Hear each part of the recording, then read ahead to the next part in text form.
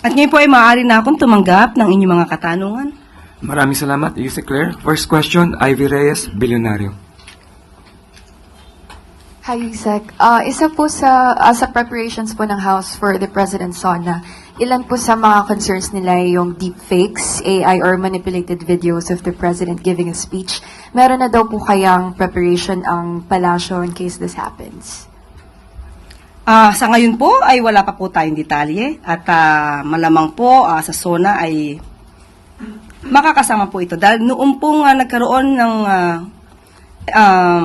statement ng Pangulo ng Independence Day, binanggit niya rin po ang patungkol sa fake news. And last one po, baka po pwede kaming makakuha ng reaction from the palace about Senator Imy's remark criticizing the government's efforts to maintain San Juanico Bridge. And she said, and I quote, sana ako na lang nagpresidente.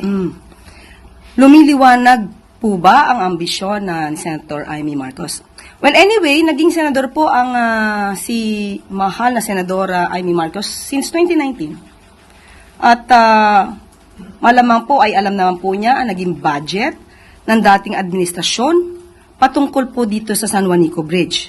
At 4 na taon pong nagkaroon. Kung di ako nagkakamali, 4 na taon since 2018 up to 2022 ang administrasyong Duterte. Pero hindi nga po nagkaroon ng rehabilitation. At dapat nga po magpasalamat po tayo sa panahon po ngayon ni Pangulong Marcos Jr. dahil nang kanilang nagkaroon ng inspection, doon lamang po nakita ang lawak na po ng danyos at dapat na kailanganing i-repair sa San Juanico Bridge. Sa panahon lamang po ni Pangulong Marcos Jr., ito nagkaroon talaga ng malaliman at na pag-i-inspect para po makita na maaaring ito po ay hindi na magandang daanan at dangerous na po sa mga lumalakbay gamit po ang San Juanico Bridge. Maraming salamat, Ivy. Next question, Maricel Halili, TV5. Magandang umaga, Yusek. Yusek, hingan ko lang po kayo ng reaksyon dun sa naging pahayag ni Attorney Harry Roque kahapon in response po doon sa statement ninyo on asylum. Ang sabi niya, come and get me, kung ready kayo sa akin, bakit hindi niyo ako makuha? Ano nga po bang nangyayari? Bakit po hindi pa siya mapauwi ng pamahalaan dito? Ayon naman po sa DOJ, naghihintay lamang po ng formal notice na patungkol po dito sa kanyang asylum. Kung ang sinasabi po niya, come and get me, yun naman po sa ating pamahalaan, wait and see. And he also mentioned about yung kapalpakan daw po ng intelligence ng pamahalaan dahil alam naman daw nila na yun daw pong intelligence na nakukuha daw po ng gobyerno about him galing lang naman sa isang chismosang Dutch. And of course, he reiterated that it's not true na the decision na yung kanyang asylum. Wag niya pong sa walang bahala ang intelligence, ang assets po ng DOJ. At hindi naman po namin ite-telegraph ang mga punches ng gobyerno katulad ng kanyang ginagawa. Salamat, Yusek. Thank you, Mase. Next question, Pia Gutierrez, ABS-CBN. Hi ma'am, hingi lang po kami ng reaction din sa palasyo kasi sabi ng OVP, Vice President Sara Duterte is currently on a personal trip to Australia to attend the Free Duterte Now rally scheduled for June 22 in Melbourne. Hindi lang po ito yung unang beses na bumiyahe ang Vice Presidente to meet with OFWs. Bago po nito, pumunta siya sa Qatar, pumunta siya sa Kuala Lumpur. Does the palace see this as something to be concerned about? Kasi, or does the palace see a strategy for the VP to get the sympathy and support of the OFWs by going to different countries? So, lumalabas po na personal trip ulit. Sa aking pagkakaalam, nag-celebrate siya ng kanyang karawan sa Netherlands. That's May 29, 20, 30, 31. At meron pa palang Qatar. At merong Kuala Lumpur. At ngayon Australia. So, 4 na bansa in just less than a month. So, kung doon po abala ang ating Vice Presidente sa mga personal trips niya or personal trips with her family, choice po ng Vice Presidente yun. Sabi nga natin, pampersonal o pambayan? That is the question. So wala po tayong masasabi kung ano man po ang ginagawa niya ngayon bilang Vice Presidente. ito po ang nakikita ng taong bayan sa kanyang ginagawa bilang isang halal na leader ng bansa. Thank you, Pia. Next question, Alvin Baltazar, Radyo Pilipinas. Undersecretary, magandang hapon po. With the meetings you have mentioned, mga diniluhan ni Pangulo, do we expect investment pledges and business agreements to be signed sa panahon ng working visit niya sa Japan? Actually, hindi pa po kasi tapos ang pakikipagpulong ng ating Pangulo sa mga Japanese corporations at iba pa pong mga korporasyon na maaari po makatulong sa ating bansa. Hintayin na lang po natin ang anuman ang i-report ng ating Pangulo sa kanyang pagdating. Pero ito po ay ginawa ng Pangulo, hindi para magbakasyon, kundi para magtrabaho. At ito po ay para sa taong bayan dahil makikita po natin ang kanyang mga kausap ay patungkol po sa turismo, para mapalaki pa po, mapaganda ang ating turismo, at para po rin pasinayaan yung ating pavilion sa nasabing World Expo.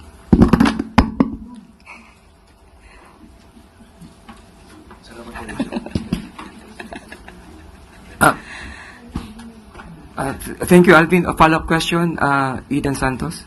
Follow-up lang po, Yusek, dun sa tanong ni Pia about BP, Saras, at mga biyahe. Meron po bang nalalabag ang Vice Presidente dito sa kanyang mga travels na ito? Ang kanya lang sigurong lalabag ay ang kanyang obligasyon sa taong bayan. Doon po sa naman sa mga OFW natin dyan sa Israel at Iran, medyo may mga dismayado po doon sa statement ng Pangulo na depende doon sa desisyon ng bawat individual or bawat pamilya po yung pag-repatriate or pag-evacuate sa kanila. Meron po bang particular na sitwasyon bago po magpatupad ng mandatory repatriation ang gobyerno? Nakausap po natin kahapon ang kinatawan po ng DMW at sila'y sumusunod lamang po kung anong alert level ang ibinibigay ng DFA. Sa kasalukuyan po, as of yesterday, ang alert level po ng Israel ay alert 4. So dapat magkaroon na po ng repatriation ng mga Pilipino. At tandaan din po natin, mabilis din po natin napabalik ang ating mga kapwa Pilipino na hindi agad nakatawid. Ngayon po ay nasa Pilipinas na. At safe po sila nakabalik sa ating bansa. As of yesterday, ang Iran po ay level 2. So, mamaya-maya lamang po ay hihingi natin kung may update po patungkol po sa level or alert level na ibibigay po ng DFA. So sa ngayon po wala talagang pangangailangan na i-evacuate na natin yung mga Pilipino. Well, in fact, yung mga sa China, sa US, yung kanilang mga citizens ay pinalilikas na po. Kung ganyan po ang kanilang desisyon, meron naman po rin tayong desisyon at ito'y naaayon naman din po sa pag-aaral ng mga ahensya natin. So hintayin na lamang po natin kung ano po ang sasabihin na alert level ng DFA at yun po ang susundin natin. Ang binabanggit po na dahilan, last na lang, yung binabanggit po na dahilan ng ating mga OFW ay kaya sila nag-decide na magstay doon kung saan bansa sila naroon, either Israel or Iran, dahil po yung pangambang pag-uwi nila sa Pilipinas ay wala po silang aabutang trabaho. Ano po masasabi ng gobyerno dito? Wag naman po tayo maging masyadong negatibo. Marami pong ginagawa ang Pangulo para mapagbigay ng trabaho sa ating mga kababayan. Maraming salamat, Eden. Reminders lang po, isang question sa isang follow-up lang po. Next question, Maricel Halili, TV5. Yusek, follow-up lang yun tungkol sa Japan trip. May we know why is it not open for media coverage considering that it's a working visit? Actually po, ang naging dahilan po dito, nagkaroon po ng last-minute decision ang Pangulo na tumuloy po sa Japan. Hindi man po ito nasabi para po makasama ang ibang mga taga-media, pero po nandun po ang Maro. At ipagpaumanhin kung hindi po, nakita po niyo po kasi ang lahat ng activities ng Pangulo. Halos sunod-sunod po last week, Monday to Friday, kumpleto po na kasi po ng activities ng Pangulo. So, nakapag-decide po, very last minute na nakapag-decision na siya po ay aalis. May we know, Yusek, kung kailan po na-finalize ni PBBM yung decision A niya? day before. So, yung oras hindi ko po alam, but a day before. Thank you, Masi. Next question, Leth Narciso, DZRH. Good afternoon, Yusek. Hingi lang po kami ng reaction. Ang OVP po ay nagpasabi na sa Kamara na hindi ulit dadalo ng SONA si VP Sara. Last year, hindi naman din po siya dumating. At sa ating pagkakaalam, siya po ay umaten sa isang kasalan. So kung hindi po siya attend ngayon, kahit siya po ay inibita bilang Vice Presidente, again, choice niya po iyon.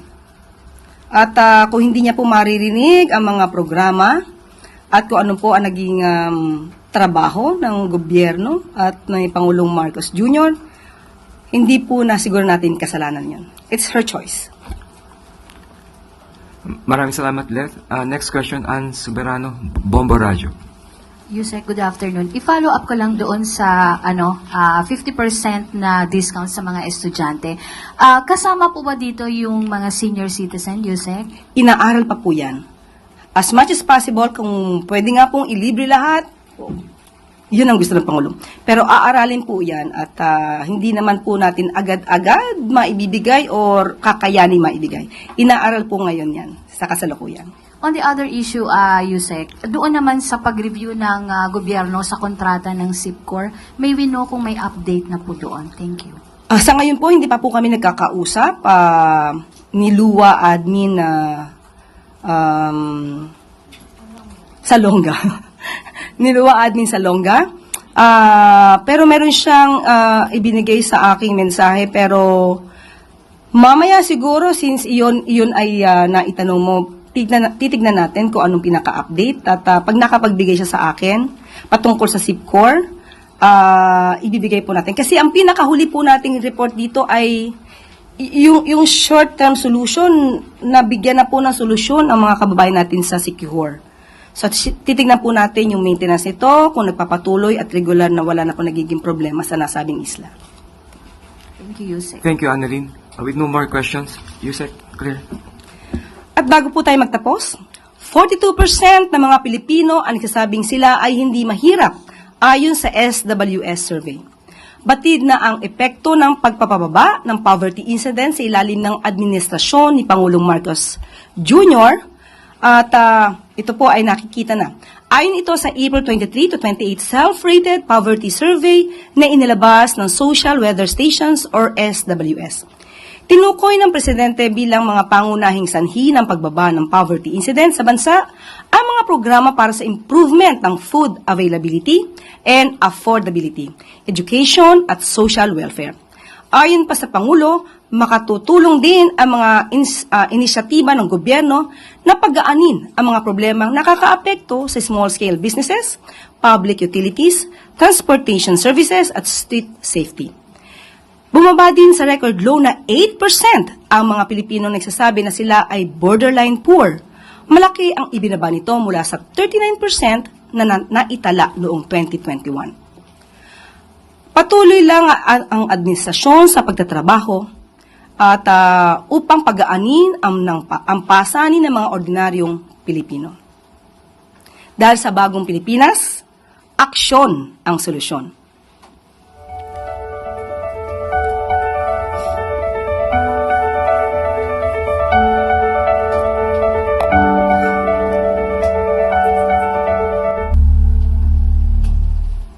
At isa pa pong bagong pasok na balita.